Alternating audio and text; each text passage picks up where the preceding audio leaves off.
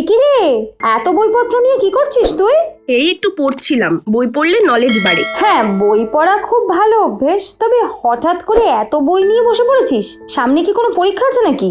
না না, কোনো পরীক্ষা নয়। তাহলে আর বইগুলো দেখে তো কোনো পরীক্ষার বই বলে মনেও হচ্ছে না। আরে এই বইগুলো কিভাবে কমিউনিকেশন স্কিল তৈরি করব সেই ব্যাপারে। আজ দাদা ফোনে কি সুন্দর ইংরেজিতে কথা বলছিল জানিস, আমি তো পুরো অবাক হয়ে শুনছিলাম। আচ্ছা, এই ব্যাপার, বুঝেছি। কিন্তু তুই ইংরেজি জানিস, বলতেও পারিস, তাহলে আবার এসব নিয়ে বসেছিস? হ্যাঁ জানি, একটু আধটু বলতেও পারি, কিন্তু ফ্লুয়েন্ট না তো। আর বাইরে বলতে গেলেই ঘাবড়ে যাই যদি ভুলভাল বলে ফেলি। এইভাবে ভাবলে সারা জীবন লেগে যাবে তোর ফ্লুয়েন্টলি ইংলিশ বলতে। সেই জন্যই এই বইগুলো নিয়ে আসা, যাতে কমিউনিকেশনটা ঠিক করতে পারি। দেখ পারো, বই পড়ে তুই অনেক নতুন নতুন শব্দ খুঁজে পাবি ঠিকই, তবে তোর স্পোকেন প্রবলেম কি তাতে মিটবে কি না সেটা বলা মুশকিল। কেন, বই পড়ে আমার কমিউনিকেশন স্ট্রং হবে না? দেখ, তোর যদি ইংরেজি পড়তে বা বুঝতে প্রবলেম হতো তাহলে বই তোর আরো কাজে আসতো, কিন্তু তোর তো বলতে প্রবলেম হচ্ছে, মানুষের সাথে কমিউনিকেট করতে প্রবলেম হচ্ছে, তো সেটা বই দিয়ে কিভাবে মিটবে? তাহলে তুই কিছু আইডিয়া দে, যাতে আমার মতো দর্শক বন্ধুরাও সাহায্য পেতে পারে। বেশ, তাহলে এই টপিকটা নিয়ে আজকে আলোচনা হোক। প্রথমেই বলে রাখি, কমিউনিকেশন স্কিল বলতে কিন্তু শুধু ইংরেজিতে কথা বলা বোঝায় না। কমিউনিকেশন স্কিল হলো নিজের কথা, নিজের ভাবনাকে যে কোনো ভাষায় সহজ, সরল এবং সুন্দরভাবে অন্যদের সামনে তুলে ধরা। তাই নাকি রে? কিন্তু বেশিরভাগ জায়গায় ইংরেজিতেই কমিউনিকেট করে, তাহলে? হ্যাঁ, যেহেতু ইংরেজি ভাষাটা এখন একটা প্রফেশনাল ল্যাঙ্গুয়েজ এসে দাঁড়িয়েছে, তাই বেশিরভাগ জায়গাতেই এই ভাষার ব্যবহার চলে। তবে এমন বহু জায়গা আছে যেখানে তুই নিজের কমফোর্টেবল ভাষায় কথা বলতেই পারিস। তাহলে আর কষ্ট করে ইংরেজি শিখতে যাব কেন? এখানেই তো আসল ভুলটা হচ্ছে। ইংরেজি জাস্ট একটা ভাষা, আর 5টা ভাষার মতোই। আমরা আমাদের দৈনন্দিন জীবনে ইংরেজি না বললেও ওই যে বললাম প্রফেশনাল ল্যাঙ্গুয়েজ, তাই এটা শিখে রাখাটা আমাদের জন্য অবশ্যই উপকারী। আর ইংরেজিকে ভয় পাওয়ার মতো কিছু নেই। সব সময় মনে রাখবি, একের অধিক ভাষা জানাটাও কিন্তু একটা এলিজিবিলিটির মধ্যে পড়ে। তা ঠিক বলেছিস, তবে ফ্লুয়েন্টলি কমিউনিকেট কিভাবে করব সেটা বল। বলছি, কমিউনিকেশন করবার জন্য সবার আগে যেটা প্রয়োজন সেটা হলো কনফিডেন্স, অর্থাৎ আত্মবিশ্বাস। নিজের ওপর, নিজের জ্ঞানের ওপর আত্মবিশ্বাস রাখতে হবে। ভয় পেয়ে ঘাবড়ে গেলে চলবে না। ওখানেই বড় সমস্যা, কনফিডেন্ট রাখতে পারি না তো। কিছু সাজেস্ট কর না কনফিডেন্ট তৈরি করবার জন্য। সব বলে দিচ্ছি এক এক করে। ফার্স্ট কি, মৌখিক কমিউনিকেশন। বেশিরভাগ সময় চেষ্টা করতে হবে নিজের কথাটাকে মৌখিকভাবে প্রস্তুত করার। সেটা কোনো মিটিং হতে পারে, সেটা কোনো বিষয় নিয়ে আলোচনা হতে পারে, বা নিজের অভিজ্ঞতাও হতে পারে। নিজের চিন্তা ভাবনাগুলোকে একত্রিত করে সঠিকভাবে অন্যদের সামনে তুলে ধরবার চেষ্টা করতে হবে। যাদের স্পোকেন পাওয়ার তুলনামূলকভাবে দুর্বল, তাদের জন্য এই ব্যবস্থাটা কিন্তু ভীষণ হেল্পফুল। দরকার পড়লে বিভিন্ন আলোচনা সভাতেও যোগদান করতে হবে। আচ্ছা, কিন্তু যদি বলতে গিয়ে ভুল বলে ফেলি তখন? তোর সাথে যারা থাকবে তারা ভুল ধরিয়ে দেবে। দেখ পারো, ভুল বলাতে কোনো অসুবিধে নেই, এবং দেখবি ভুল বলতে বলতেই একদিন ঠিক বলতে শুরু করেছিস। এবারের পরের পয়েন্ট হলো লিখিত কমিউনিকেশন। আমরা ছোট থেকেই শুনে এসেছি যে কোনো জিনিস লিখলে সেটা আমাদের মাইন্ডে থেকে যায়। ঠিক তেমনি কমিউনিকেশনের ক্ষেত্রেও এই জিনিসটা কিন্তু সমানভাবে কাজ করে। নিজের ভাবনাকে, নিজের কাজগুলোকে যদি লিখে রাখি আমরা, তাহলে তার দ্রুত ফলাফল পেয়ে থাকবো। তাহলে কি সেগুলো ইংরেজি ভাষায় লিখবো? অবশ্যই। যে ভাষা নিয়ে তোর মনে সন্দেহ আছে সেই ভাষাতেই লেখা শুরু কর। সেই লেখা মেলা, পরীক্ষা কর যে তোর ওয়ার্ড সিলেকশন ঠিক আছে কিনা। আচ্ছা, বুঝতে পারলাম। এবার এর পরের পয়েন্ট হলো জটিল শব্দ প্রয়োগ না করা। সব সময় একটা জিনিস মাথায় রাখতে হবে, কমিউনিকেশনের ক্ষেত্রে জটিল শব্দের প্রয়োগ কম করা। যতটা সম্ভব কঠিন শব্দকে অ্যাভয়েড করবার চেষ্টা করবি।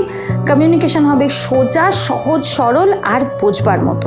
এটা ভালো বলেছিস। কঠিন কঠিন ওয়ার্ড মনে করতে গিয়ে যেটা বলার সেটাই ভুলে যাই বেশিরভাগ সময়।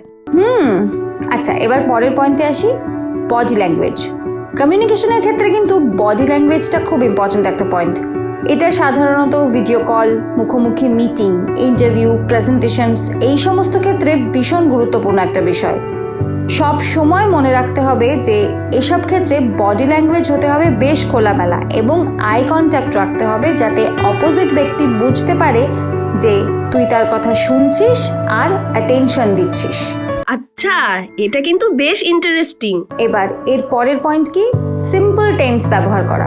কমিউনিকেশনের ক্ষেত্রে অধিকাংশ সময় চেষ্টা করতে হবে তিনটে টেন্স, পাস্ট, প্রেজেন্ট, ফিউচার। এগুলোর সিম্পল অর্থাৎ সোজা পদটা ব্যবহার করতে হবে।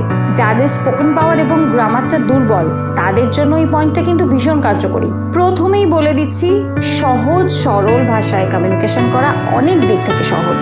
তাই নাকি রে? এই পয়েন্টটাও বেশ সহজ কিন্তু। সহজই তো। আচ্ছা, এর পরের পয়েন্টটা মন দিয়ে শোন, এটা খুব ইম্পর্টেন্ট। সেটা হচ্ছে অ্যাক্টিভ লিসনিং। এই পয়েন্টটা বেশ গুরুত্বপূর্ণ পয়েন্ট কমিউনিকেশন তৈরি করবার জন্য। এটার মানে কি? এটার মানে হলো যে সব সময় মন অন্য মানুষের কথোপকথন শোনা এবং বোঝার চেষ্টা করবে। তুই মানুষকে যত শুনবি তত তুই শিখতে পারবি। কিভাবে শুনবো পড়ি? বাড়িতে কেউ ইংরেজিতে কথা বলে না। কেন? তোর দাদাই তো বলে, তার কথা শুনবি। আর এখন অনলাইনে তো তুই বহু মানুষের কথা আরামসে শুনতে পারবি। বিভিন্ন ইংরেজি গান, সিনেমা, ভিডিও সবকিছু অনলাইনে পেয়ে যাবি। ফাঁকা সময় বসে সেগুলো শুনবি, দেখবি। প্রথম একটু অসুবিধা হবে, আস্তে আস্তে কি বলছে সব বুঝতে পারবি, সব ধরতে পারবি। আচ্ছা, তাহলে আমার মতো আমাদের দর্শক বন্ধুরা আছে, ওদেরও বেশ হেল্প হবে। কিন্তু পড়ি, ইংরেজি সিনেমা, ইংরেজি গান দিয়ে আমি ইংরেজি শিখে যাব? না, কখনো না। ইংরেজি গান বা সিনেমা দিয়ে তুই কেন, পৃথিবীর কেউ শিখতে পারবে না ইংরেজি। কিন্তু ভোকাবুলারি গঠনে, উচ্চারণ, শব্দ গঠন, এই সমস্তগুলোতে অনেক সাহায্য পেতে পারিস। সাধারণত বহু জায়গায় এটা একটা প্র্যাকটিসের মধ্যেই পড়ে। দেখ, ইংরেজি তো শুধু শিখলেই হলো না, সেটাকে প্র্যাকটিসের মধ্যে রাখতে হবে। আর তার জন্য ইংরেজি গান শোনা, ইংরেজি সিনেমা দেখা, এটা ভীষণ সাহায্যকারী উপাদান। আচ্ছা, বুঝতে পারলাম। আরো কিছু পয়েন্ট আছে নাকি? আচ্ছা, তো এর পরের পয়েন্ট কি? এর পরের পয়েন্ট হলো অন্যমনস্কতা কমানো। এই পয়েন্টটা শুধু কমিউনিকেশন তৈরির জন্য নয়, বরং যে কোনো কাজের ক্ষেত্রে ভীষণ উপকারী একটা পয়েন্ট। সব সময় চেষ্টা করতে হবে যে অন্যমনস্ক না হয়ে পড়া। কোনো কাজে অন্যমনস্ক থাকলে সেই কাজ কখনোই সঠিকভাবে হয়ে ওঠে না। তাই নিজের মনকে শান্ত করে একাগ্র করাটা ভীষণ প্রয়োজন। আচ্ছা পড়ি, অন্যমনস্কতা কিভাবে কাটাবো? কটা উপায় বলবি? নিশ্চয়ই বলবো। যে কোনো নতুন কিছু শিখতে গেলে একাগ্রতা খুব প্রয়োজন। মনকে শান্ত করার জন্য তুই ধ্যান করতে পারিস, সাথে বই পড়লেও মন শান্ত হয়। আর হ্যাঁ, হালকা মিউজিক শুনলেও কিন্তু মন শান্ত করা খুব সহজ হয়ে ওঠে। আচ্ছা বেশ, তাহলে এই জিনিসগুলো আজ থেকে ফলো করব। এবারের পরের পয়েন্ট কি? সেটা হলো মতামত জিজ্ঞাসা করা।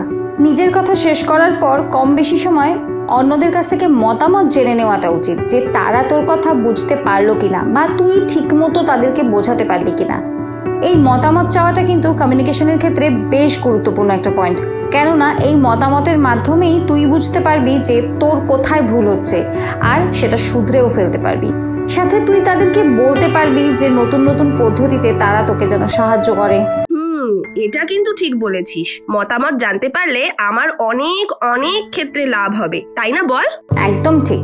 যেমন পরীক্ষায় নাম্বার পাওয়া বলে দেয় যে আমাদের আরো কতটা পরিশ্রম করা প্রয়োজন, ঠিক তেমনি মতামতও ভীষণ প্রয়োজন রে। আচ্ছা পড়ি, এই পয়েন্টগুলো ছাড়া আর কিভাবে নিজের কমিউনিকেশন ভালো করতে পারবো? কমিউনিকেশন ভালো করবার জন্য এই পয়েন্টগুলোকে মনে রাখতে হবে। এছাড়াও অনলাইনে বেশ কয়েকটা অ্যাপ আছে যেগুলো ফ্রি, তুই সেখানেও চাইলে বিভিন্ন কোর্স করতে পারিস। তাছাড়া এখন অনলাইনেও বহু কোর্স আছে যেগুলোর মাধ্যমে তুই সুন্দর কমিউনিকেশন তৈরি করতে পারবি। কয়েকটা নাম বল না। বলে দিচ্ছি, লিখে নে। Engvarta, Duolingo, ELSA Speak, Hello English, Grammarly, etcetera. Thank you রে পড়ি, সত্যি তুই না থাকলে আমার কি হতো, কে বোঝাতো এত সুন্দর করে। তাহলে বন্ধুরা, কেমন লাগলো তোমাদের আজকের ভিডিও? আশা করছি তোমাদের এই বিষয়ে সব প্রশ্নের উত্তর তোমরা পেয়ে গেছো।